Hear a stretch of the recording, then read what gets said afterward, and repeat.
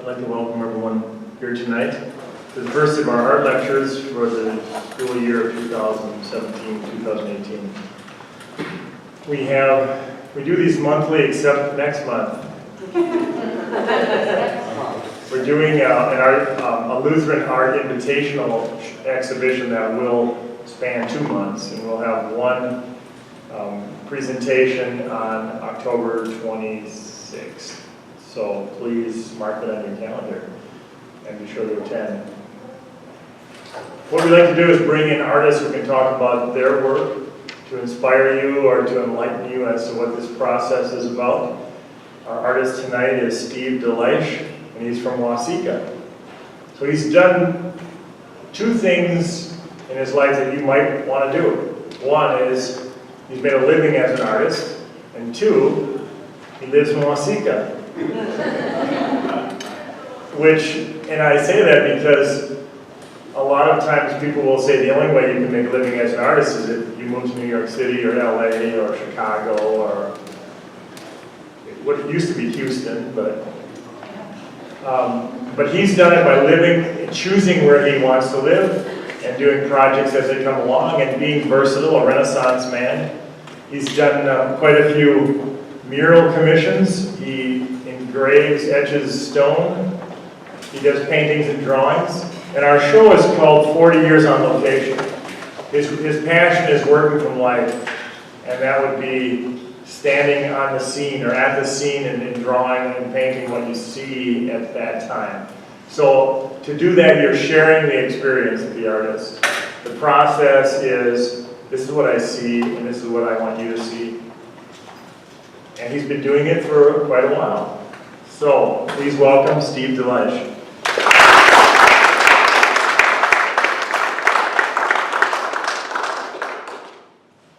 Thank you very much, Bill. I asked Bill right away, do I call him Professor Bukowski or do I call him Bill? He said Bill would be fine, and that goes off the tongue a lot easier, so I'll be referring to him as Bill. Really great to see you here. How many of you are freshmen? Can I have a show of hands? How about sophomores, juniors, seniors? All right, pretty good selection, but a lot of freshmen, good. Really, it's so nice to talk to you because I'm really inspired by the youth of today, and I'm really inspired by the art that people are doing today. For some reason, we have this great explosion of the internet and all the different things that are happening, and it seems to me the youth are doing some of the most amazing creative things, taking all these modern tools that we have as well as all the old tools that we have, and making some really spectacular and inspirational art. So it's really fun to talk with you kids, your youth, your young people. And obviously, I'm not a professional speaker. I tell people I went to the American Academy of Art in Chicago for 3 years, and we didn't have any professional speaking classes. We went to drawing and painting class 6 hours a day, 5 days a week, 10 months a year for 3 years. And so I had a lot of experience. That was a very old-fashioned school. When I got out of high school, I went to colleges and looked around, but I really wanted to learn to draw. I wanted to draw like a master. I wanted the artists that saw my work to know that I knew how to draw. Now, you always come up short from where you want to be with that, but that was my goal, and so I've worked at that. A lot of people maybe should have, I think they should have a direction when they leave school, and I guess I never have. For some reason, I just happened to fall into different realms, and the first realm is that I had a watercolor in a show, a Midwest Watercolor Society show, and somebody from the Minneapolis Art Institute contacted me. They had a gallery within the Art Institute, and I started off selling large watercolors to 3M and Honeywell and some of the major corporations in the state. And that went along pretty well for a while, but then the private galleries kind of complained that this gallery at the Art Institute was taking all the thunder because of their location, and the Art Institute actually closed the gallery down. So after that, I just needed to start finding my way, which included a lot of other work besides my painting. But I kind of have a little story to tell about my painting, and so I'm going to move into what I did for my career. And don't be afraid if you have any questions, just ask. But it's kind of an interesting story because I actually did predate some of the things that are happening today with what I did.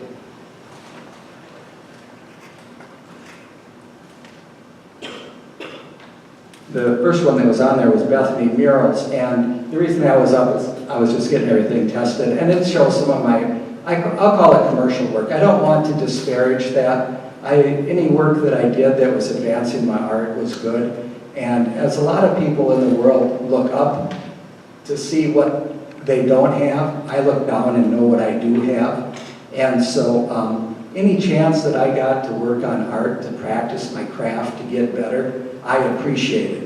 Doesn't mean that I didn't want to be out traveling and doing my drawing and painting or being in my studio doing drawing and painting, but I did really, I do appreciate those things. So this is my studio in New Richland, Minnesota. It's a former power plant. It's called it the DeLaitsch plant. They had a steam boiler and a generator in there in 1917. So it's a wonderful space. It's big. I have all my shop tools in there. I have my framing in there. I have a painting studio, and I've been restoring it. So the first couple of pictures here. Oh, we got a little slideshow. So this is the inside of the studio. There's my location painting gig for a number of years.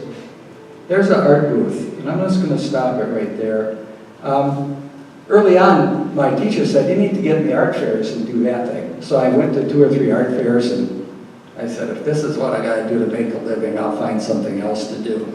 And I did. But I had a friend that asked me to do the Austin Art Festival a couple of years ago, and he was very convincing and very nice people, and so I went to the Austin Art Festival and had a good time. So I just thought I'd show what an art booth is like. So then, early on I made a trip to Mexico, and these were some of the first location studies I was doing. People came to the street, and I was just working these. How old were you then, Steve? I must have been 22, 23. Now, in 1982, and this starts the story, I went to Alaska for a summer. A friend had come back. I had a show every year in my studio that I had, whatever they happened to be, once a year for about 3 years. And a friend came to one of them and said he'd been to Alaska the summer before. And I said, well, if you do that again, let me know. I'd like to go. So he called me up in the spring and said, I'm going to Alaska for the summer. You want to go along? I said, yeah. And so I had to raise a little money to do that. So we were all young and just starting our careers, my friends and I, we didn't have a lot of money. So I hit them all up for $100 a piece. And the idea was if they gave me $100, I would do paintings, do my annual show in the fall, and they'd get a $400 painting when I came back at that show. And the person that gave me the first $100 got the first pick, and the second person got the second pick. And so I raised the whole $1,500 and went to Alaska for 3 months, which, a little bit of the crowdsource funding in an old-fashioned way. But the thing about that is it was a tremendous discipline to me because it forced me to paint, even if it was raining, even if it was, I didn't feel like it. And so I really, I started getting a good feel for painting that year. So we'll just go through a few of the Alaska scenes.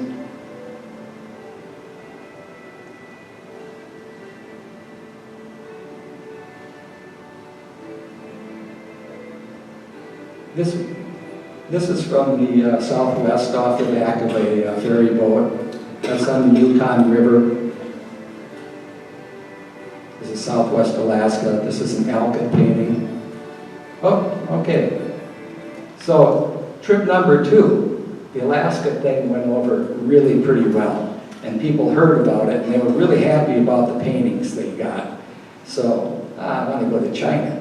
So in 1984, I had the idea of going to China, but I couldn't get it quite together. But by 1985, I had a pretty good list of people that had heard about my Alaska trip and were willing to, said, if you do this again, let me know. So I started calling people. I raised $250 a person or $500 a person, and they got either $250 worth of artwork or $500 worth of artwork, or $500 worth of artwork or $1,000 worth of artwork, depending on who gave me what.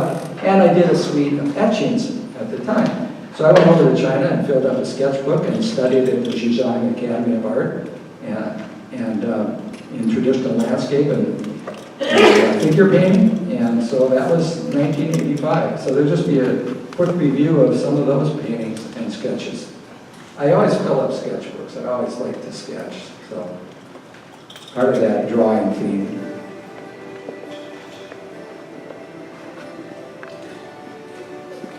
Now, I had some people model for me, but most of these are street drawings. And sometimes when people would want to come up, the Chinese are traditionally fairly shy, but when they would come up and want to be drawn, I'd always like to get a hold of them.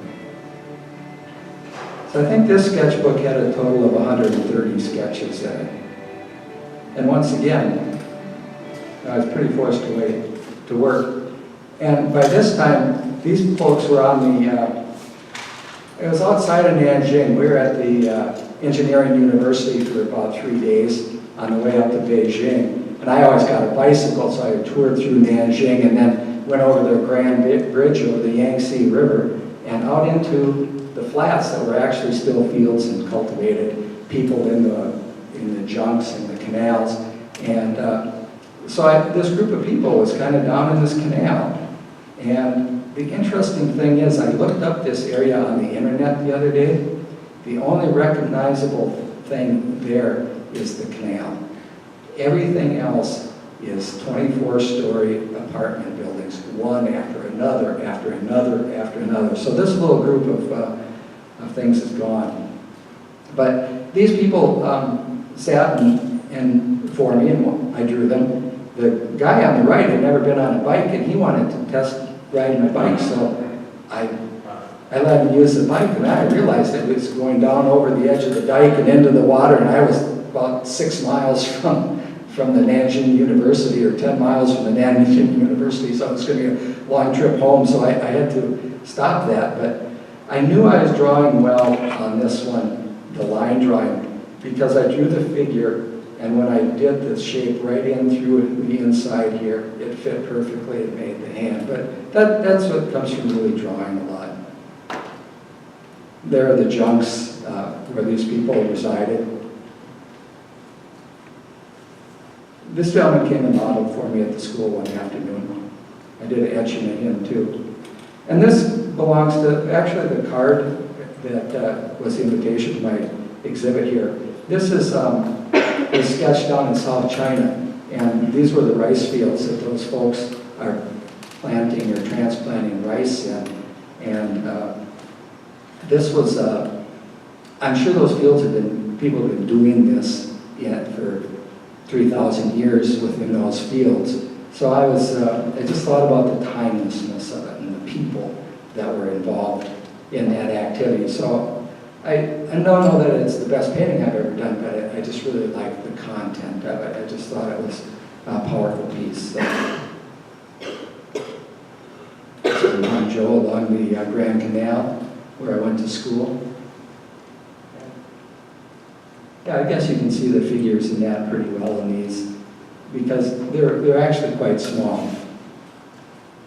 These sketches are probably, this sketch is probably 4 inches by 4 inches. The old coal burning factories over there. The junks going up the river. Now this is studio painting, so I just thought I'd throw in, these were the studio paintings, because we talk about what the materials we use and how we think about it. I really love to paint on location, and I always wanted to be able to just do what I wanted to do without being restricted. But I took photographs, and I really like using photographs sometimes to paint from. The world is so open now. People are so creative. They're doing so many interesting things. that, you know, it's really up to you as the artist what creativity you bring to the experience of whatever image or sculpture or creative piece that you're making. So when I first started out, you know, there were a lot more restrictions on how you thought about things, but I think the world is wide open right now to creativity. And creativity, what you bring to it with creativity is what's going to make your art. Anybody have any questions at this point? Or should I keep going? So were you traveling alone in China? I actually went with a group that studied at the Zhejiang Academy. I went with an artist named Chen Qi, he's watercolors from Duluth, and he originally was born in China. And that really worked out well, because when I travel with my backpack, you have to be in charge of all your arrangements. And we had all the travel arrangements made, most of the food arrangements. I just grab stuff when I'm out on my own and would take off and find my own meals or do whatever I needed to do. But it really allowed me to both study for 6 weeks with the traditional Chinese art, but also to fill up a sketchbook and do enough artwork to pay everybody back, because I had a total of 30 sponsors that needed artwork when I came back. So that was, it was good to have all those other things taken care of. It really allowed me to focus, which was great. So these are some of just the watercolors I do in my studio.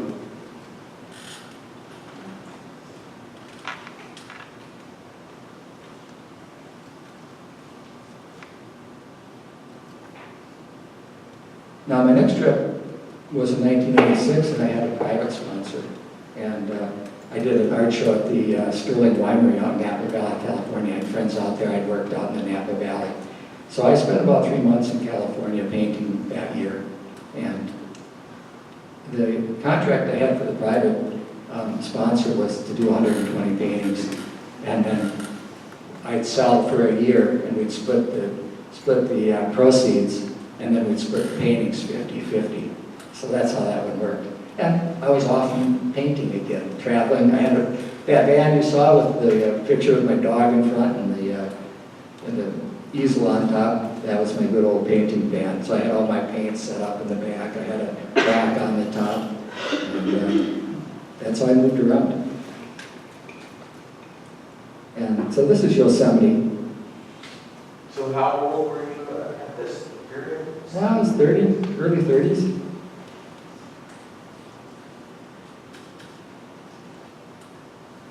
Again, these are just small charcoal sketches in the sketchbook. And so this is Yosemite again. I don't have a lot of my California 120 paintings, but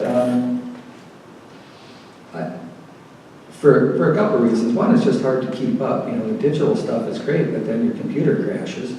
Your slides are in the basement, and then we have a flood, and they all get wet. Or the plastic, you've got the archival sleeves that you put the old-fashioned slides in, and, well, they're archival, but they don't tell you that they stick to the slide, so, you know, you pull them out. So it's a lot of work to keep up on these things, but now this is just some of my local sketching.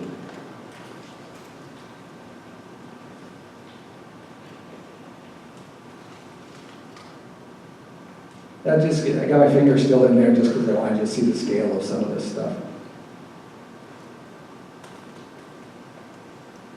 What I really try to do and what I learned to do in my sketching is a real economy of stroke. And I like this drawing particularly just because you can count just about every stroke in it. There's nothing wasted. So I get the value of the shape, some movement and texture, all with these really quick strokes. So a drawing like that might take me 10 minutes, maybe 15 at the very most.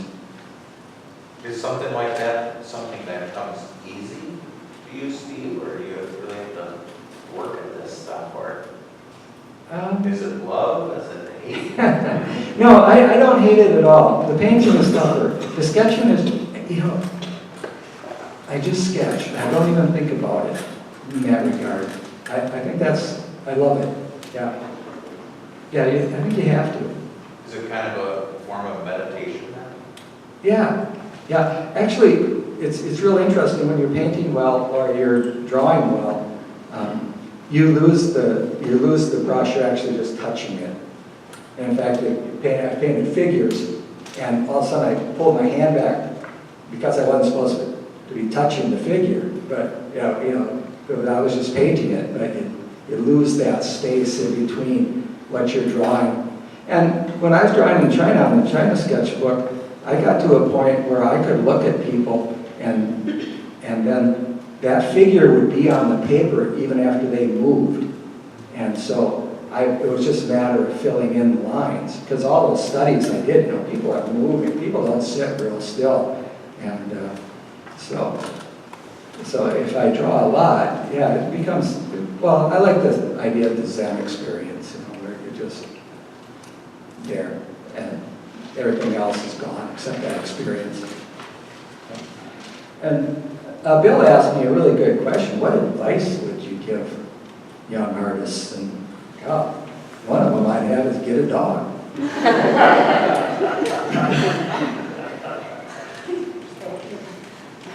I'll probably have some more advice, but think about advice. You can take it or you can leave it. It's just advice. So. Oh yeah, another one. Get an old Volvo to drive around in. That's pretty cool too. Get out your sketchbook, get your dog in the back seat, get your old Volvo and go cruising down the winter roads in southeastern Minnesota. It's a pretty good life. And again, my subject matter, I didn't want to be constrained by subject matter. So I wanted to draw. Here we go. My dad and the dog are having a conversation in the front seat. The dog is saying, "Can't we get in the back there and get some of those cookies?" Yes, not yet. So, Mississippi River, one of the grand landscapes of the world, I believe, that's really underappreciated because we live here.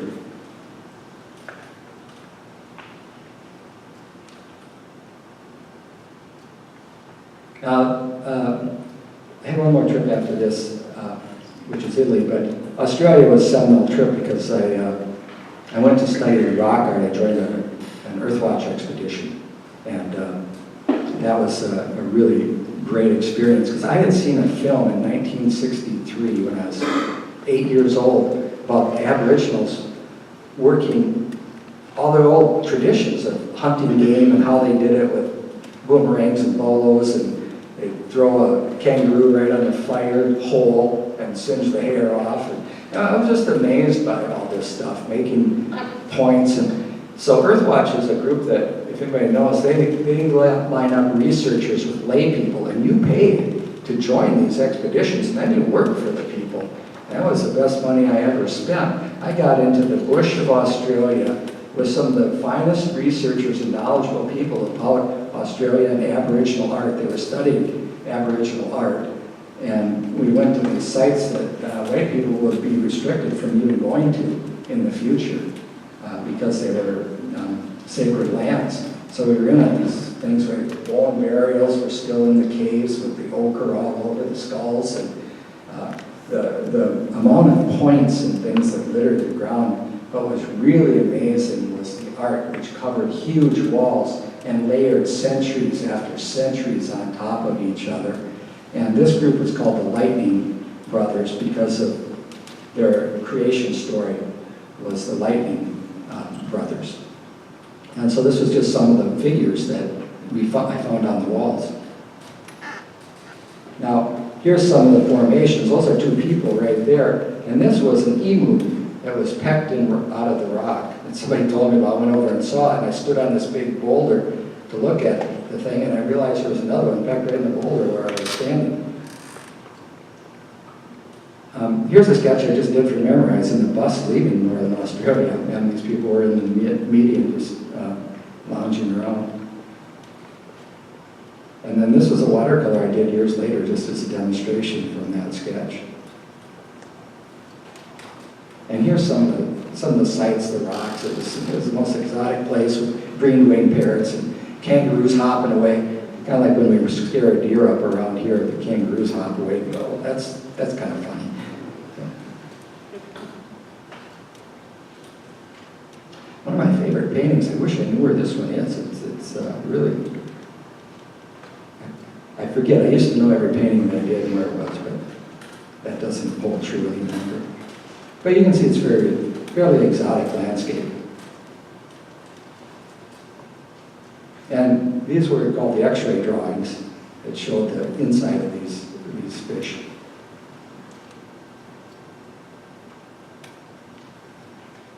Pastels there. And then I went over to the reefs and the rainforest and the coast. And this I would just go snorkeling and then I'd come up and do a pastel. The fish were from an aquarium. Anybody seen Crocodile Dundee? Yeah, this is Yellow Waters. This is the first scenes, all the exotic places. So I spent some time there drawing and painting, which was really nice. I took a sightseeing flight from Catherine, where the rock art was, into this national park, World Heritage Site, World Wildlife Site, and flew the flight. I was the only one on it at 7 o'clock, so I had a private flight into this park. Got dropped off on a dirt airfield. I thought I was in the movies or something. I had my backpack and my paints, and you're all around in here, and there's crocodiles. And those crocodiles are large, and they're man-eaters. They're saltwater crocodiles. The joke down there was there had been 2 or 3 Americans that had been eaten by crocodiles that summer. And so the joke was, how do you tell if it's a saltwater or a freshwater crocodile? Because the freshwaters don't eat you. They just said, throw them a yank. So anyway, I'm rolling around there. I was kind of nervous drawing and painting. Then I'm rolling out the second morning, I'm feeling pretty good. And I round the corner and they burn the landscape so it doesn't get, well, kind of like the fires we have out west now, because they don't burn often enough. And when they do, they just go into these terrible conflagrations. And so they were burning, and it got really cold that night too. So the water is steaming, and they're burning, and so the sun comes up, this tangerine glow in amongst the smoke and the steam. And I'm rolling out the second day. I've been out there for a day with the crocodiles around, and I had just this little boat. It's about 8 feet long. And I turn the first main corner, getting out into the place a little bit, and I turn around, and here's a nose here, and here's 2 eyeballs here. And it was as wide as the boat in between the nose and the eyeballs. I gulped, and I thought, what do I do? So I sat there for a while, and looked around, guy's still there. And I looked around, yeah, still there. Fine, it's gone. Now what do I do? Where is it? So you just keep rolling. And the crocodiles are opportunists, so they're kind of lazy. If you don't make too much commotion, they'll probably leave you alone, because people go out there fishing all the time. But if you fall in and start splashing, and they're close by, they'll nab you. And they'll the little wallaby will come hopping down to the river to get some water, or to the swamp, and he'll get some water, and then he'll hop back. The next day it hops down, and then it hops back. The third day it hops down. That crocodile's waiting. So they're pretty clever. And they're large. They had one in the museum there that was 22 feet long and weighed, I don't know, 2,500 pounds or something. So they weren't small creatures. So that's Yellow Waters again. And these are full sheet watercolors here. So I probably had a 100-pound pack that I was lugging around. Now this is good. This is my I guess my third studio that I had. I restored this building. One of the things I've done to pay for my art habit has been construction and restoration. So I bought this old building, I turned it into my studio, and this was the result.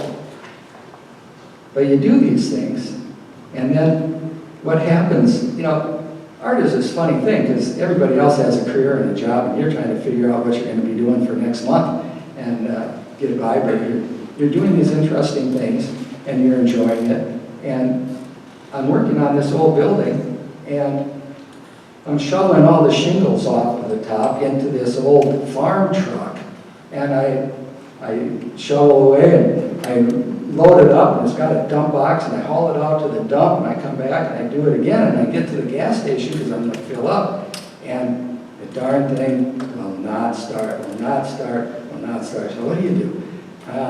You're kind of just struggling the way it is, and you go, oh. And, you know, somebody comes by and says, hey, do you need a hand? And they sit there and tinker with it for a little while, and all of a sudden the thing's running again. And you realize, oh, they think the float is bad, you know. And if it stops, it'll flood again. So I have to drive it. So I drive it back to my shop. I blow through all the stop signs I can. Around the corner, I make it to a hill, but it stops. And I got just enough momentum to get to the hill, and I get down the hill and pull the clutch, and it starts up again, get around the corners and get it to the shop, and I'm, oh God, you know, we can get it fixed. So we got it fixed, and I'm not stuck someplace with this truck full of stuff. And so it's a good day. And what becomes of that is the guy that helped me stops by the shop. And, you know, a generous and decent person as you could ever want to meet. And they became lifelong friends that I'm just honored. You know, it's what made my life really rich. I mean, I traveled and I did all these great things in the art, but I think it's my friendships that made it rich. And Tim and Deb are here today. So anyway, I just wanted to tell you that even though life is going funny sometimes, the people are the ones that will make it work for you. So that's probably what I'm most proud of in my whole career. And then 1999, I went to Italy. I taught a class for 9 days, and then painted for 2 weeks with my friend. And I'd always wanted to see the David and the Michelangelo. And I think we should just talk about Bill's classes here and his trips. And, you know, I just had a little chance to talk to him. I think you're really lucky to have him as a teacher and what he knows. And if you get a chance to go on his trips, take it. You'll see a lot, you'll learn a lot, and somebody that has his kind of knowledge, I've never had that. I wish I had. In fact, maybe someday I'll get lucky enough and join him on one of the trips to Italy or one of the other places, because I would really like to avail myself of his knowledge. So avail yourself. You're here, you've got him, and it'll be a rewarding experience the rest of your life. That art history stuff, which I've learned because I love it, you know, there's some really great places in the world to see and fabulous museums, and if you know a little bit about the stuff, it'll just make it that much richer. So take advantage.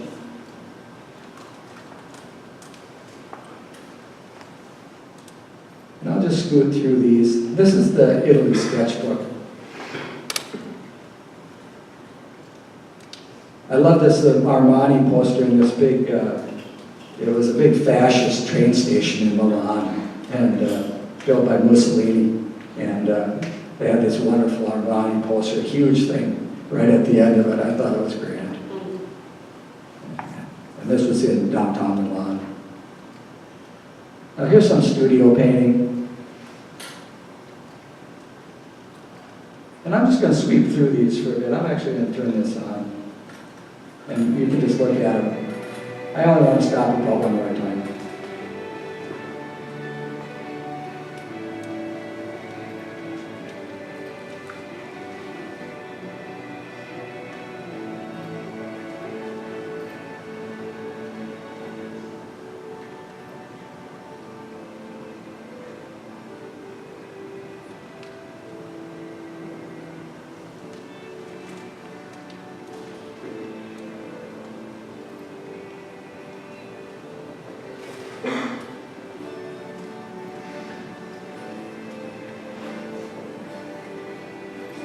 Now these last ones were they were compelling to me. I took them from other photographs. They weren't my own, but they were just too compelling. It's part of this series.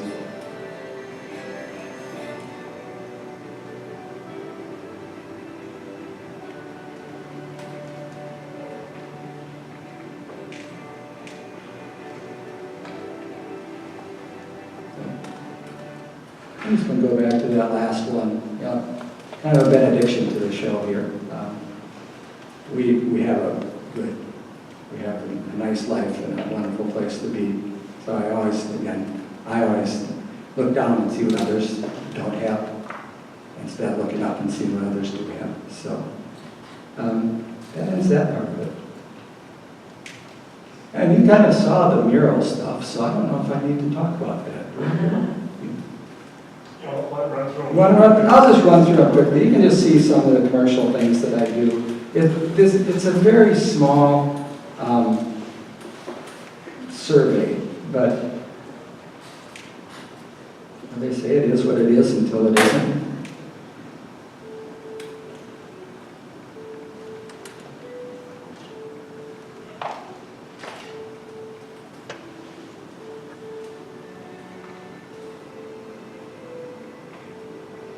So just a little bit of the process here. Where is this located? This one's in Blue Earth. How many does it? I'm sure it does in large scale ones at least. There's a close-up of, painting on the brick is a real challenge. But it's one of those things that really forces you to think and makes you a better artist. I like playing the three-dimensional aspect of things. Just a mascot I did for a school. Here we're working on a big ceramic tile mural.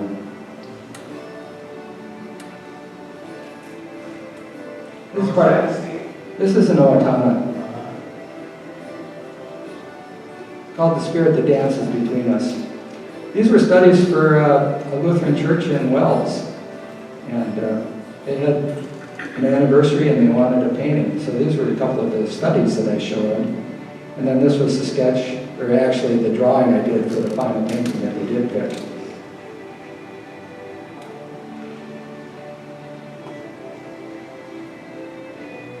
When you paint on the floor, what kind of paint are you using? Do you seal it with something to protect it, or?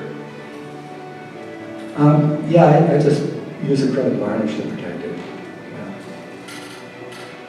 That's just a fake window. People remodeled their house and lost the window, so I took some photos. So then they put that back in there. Here's a major mural project I did in Owatonna. Kind of shows the process.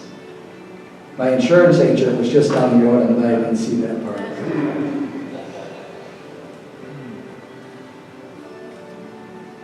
Were you priming there or blasting? I was priming there. And here, just to show you how much it takes to do that, it's kind of my painting setup for that whole mural. Just to show you the inner workings. And that's my stepdaughter and the first figure I had on this wall.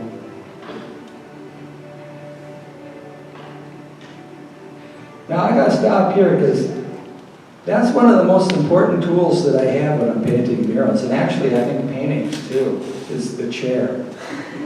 There's two really important tools. One is the garbage can and the other is the chair. I've lived my art credo. It has been only the mediocre are at their best all the time. And if you don't make the decisions that some stuff is crap and throw it away, you're going to be mediocre.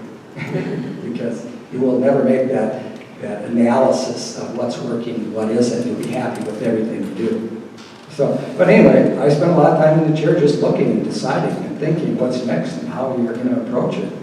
And people think I'm just sitting there. Yeah, that's true, but I'm also thinking.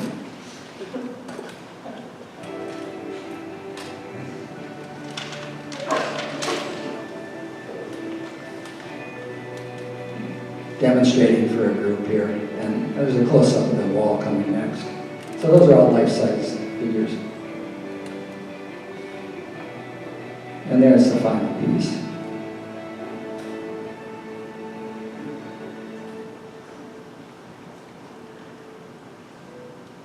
It's all historical to that part of the town, as is this building is just directly opposite of it. And if you're not careful and you drive by, you may end up in one of my murals.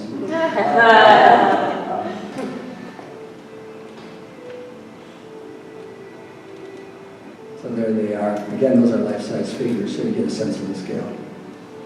And here's, priming a wall. This is in a farmer's shed. I did 2 big murals for him. That's one. And it's uncorrugated, and actually this was early on. And I asked him if he wanted them on panels, and he said, no, I want them on corrugated. And I realized he was right. It was so much more interesting, really difficult, but really so much more interesting. So now I've just made it. I just paint on the walls. I paint on what you have. I think it's more exciting and it's more dynamic for these outdoor murals. These people wanted a three-dimensional painting. So when you asked about the floor, you'll see the floor coming onto this one. It was a construction company. They put in a glass table and an armature, and they made it look like a construction site. So, kind of the building of it. This is indoors. The wall is right there.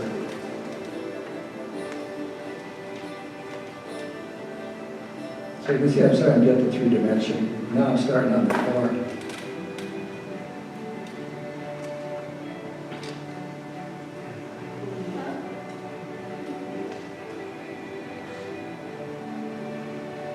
So you can see walking in, the idea is that there's a basement there, and they put a glass top table with metal legs that was set on the beams. So.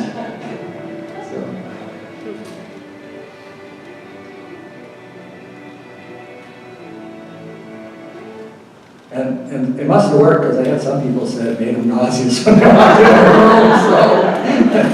room. So that's the step right into the room.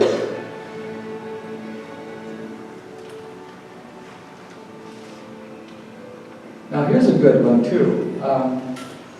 I got contacted about a mural in another town over in Wisconsin, and I started doing the studies. And there was the town involved. There's always a lot of politics, and there's a lot of, you see the painting part, but you don't see the time you have to spend meeting people and meeting with the press, and the public comes by. And I'm a public artist, so I allow myself to be very public. I don't send people away, I talk to them, and that's been rewarding too. But the lady that owned the building that this mural was going to go on was directing how to do this mural. And finally I just said, I don't think I'm your person. And I walked away.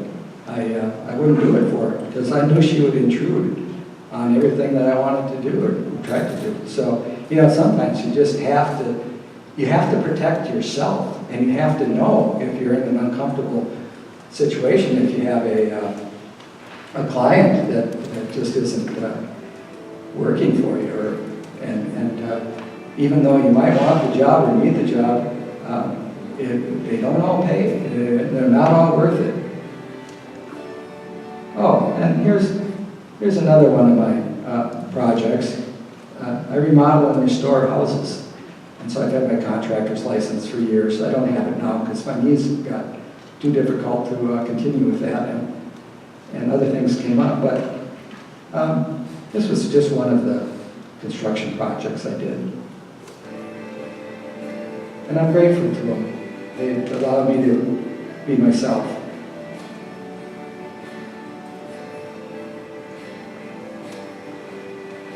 And here's I do stone engraving at Duluth Monument about 100 days a year. So just some of the stone engraving that I do. Talk a little bit about how that's done. I have a diamond pointed impact tools. They're about the size of a cigar. And I buy about 30 of them a year because they wear out. And I buy about 60 diamonds a year. And I turn them on and they vibrate. People have seen these DeLaitsch tools that engrave. So it's like that, only it's a little finer. And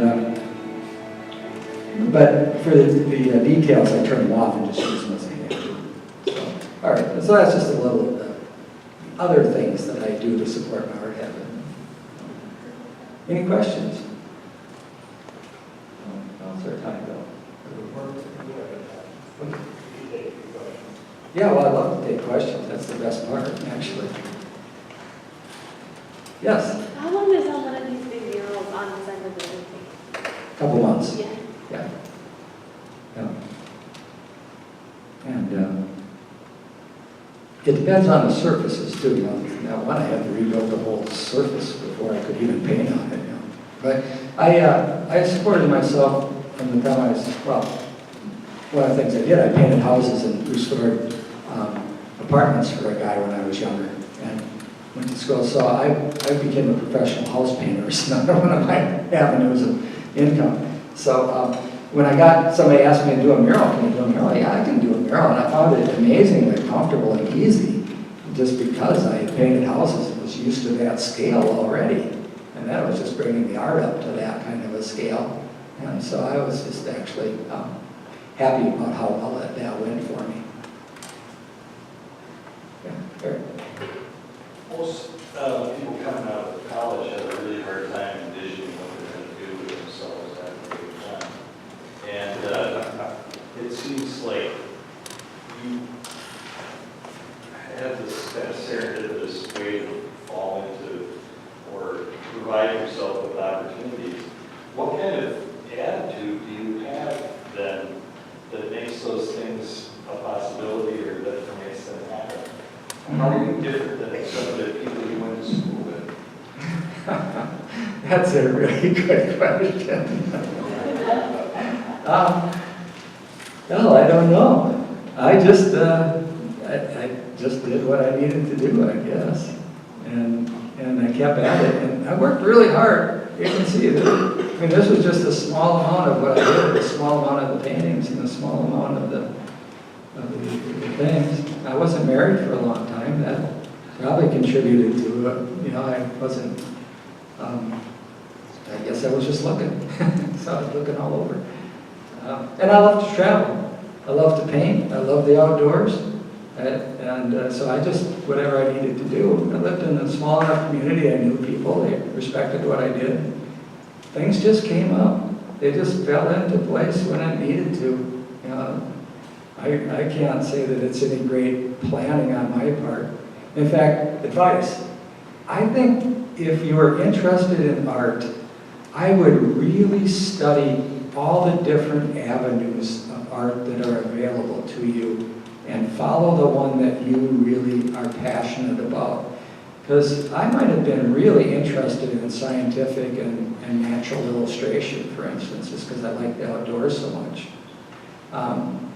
I would like to be a professor. I think it's a great life.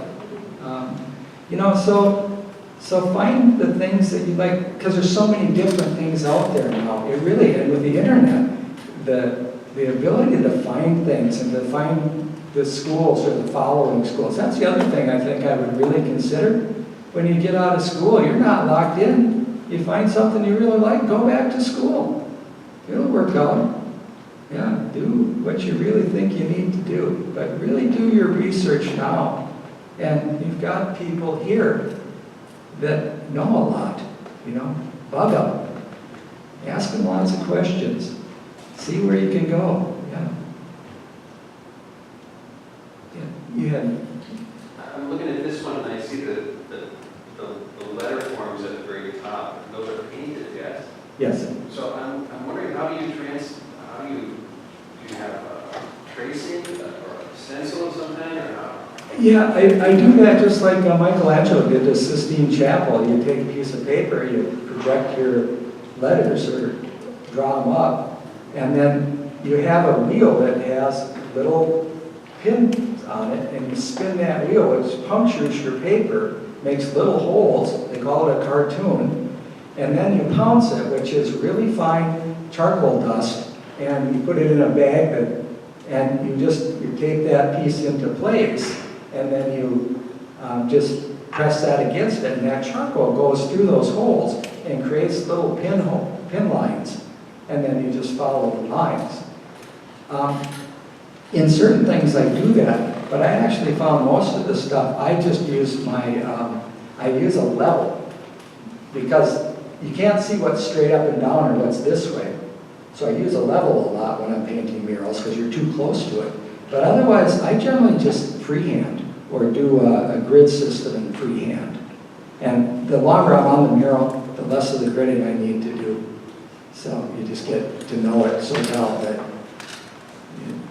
But yeah, that's just what Michelangelo did, and that's why a lot of people work. And that's what I had to do on the corrugated. I couldn't draw that, so I put the paper up and pounced it, and then I had my shapes. Any more questions?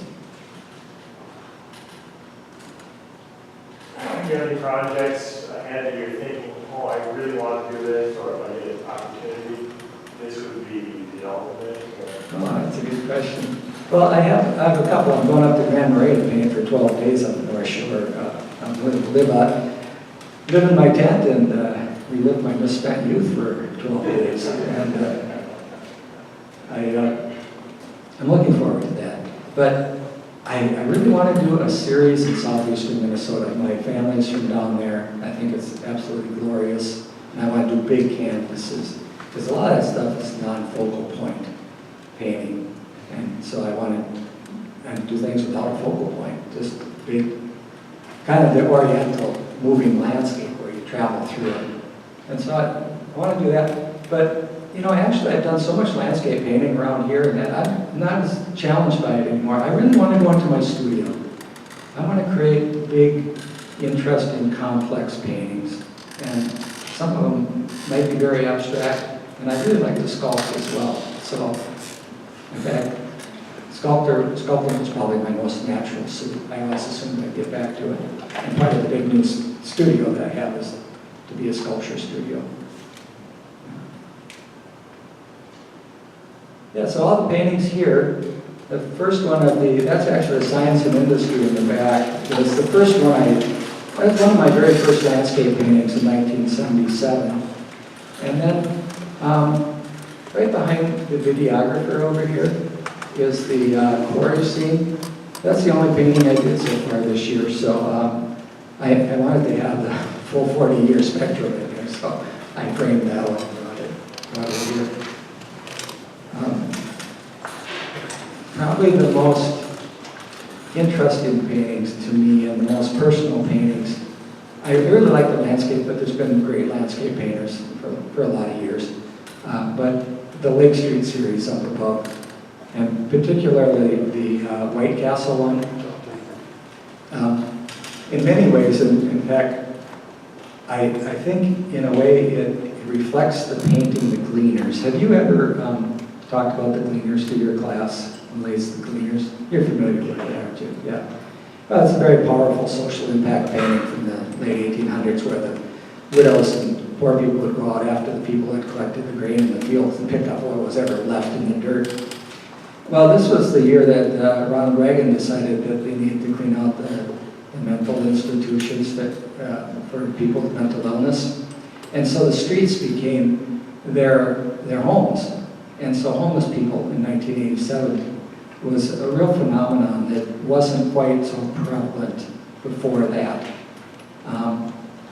And so this was a rainy day, and there was a homeless person sitting in the White Castle just trying to stay dry and drinking a cup of coffee if he had one. So in a way, I just thought it was a modern painting on the kind of social commentary, similar to the Malaise Gleaner. Totally different, but in that vein.